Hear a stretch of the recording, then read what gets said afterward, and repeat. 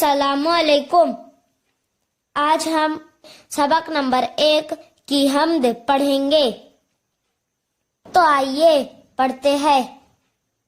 یہ چمن میں صبا کی روانی، سبز پودوں کی یہ نوجوانی، سرخ پھولوں کی یہ شادمانی، بلبلوں کی یہ شیریں بیانی، سب خدا ہی کی ہے مہربانی، سب خدا ہی کی ہے مہربانی۔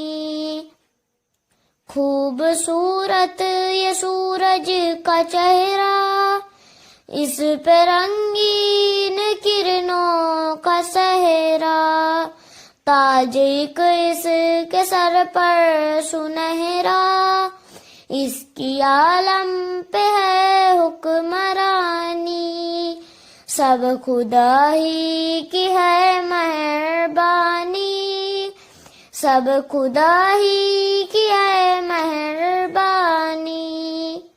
کالی کالی گھٹاؤں کی یورش، آسمان سے زمینوں پہ بارش، باغ پر تازگی کی تراوش، اس میں انسان کی باغبانی، سب خدا ہی کی ہے مہربانی، سب خدا ہی کی ہے مہربانی۔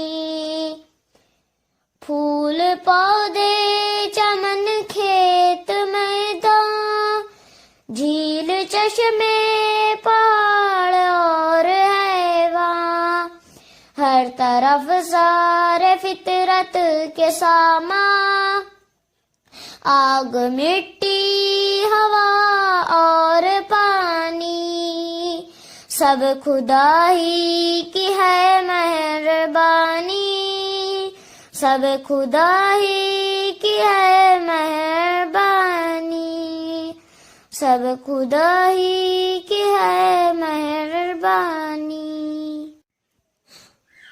تو آئیے الفاظ معنی دیکھتے ہیں۔ صبا یعنی صبح کی ہوا، شادمانی یعنی خوشی، شیریں بیانی یعنی میٹھی باتیں کرنا، چہرہ صحیح املا چہرہ، چونکہ یہ لفظ نظم میں صحرا سنہرا کے ساتھ آیا ہے اس لیے چہرہ لکھا گیا ہے۔ حکمرانی یعنی حکومت، یورش یعنی حملہ، تراوش یعنی چھڑکاؤ، انسان کی باغبانی یعنی بارش ہوتی ہے تو انسان زمین پر طرح طرح کی چیزیں اگاتا ہے، چشمہ یعنی زمین سے پانی کا بہہ نکلنا، حیوان یعنی جانور۔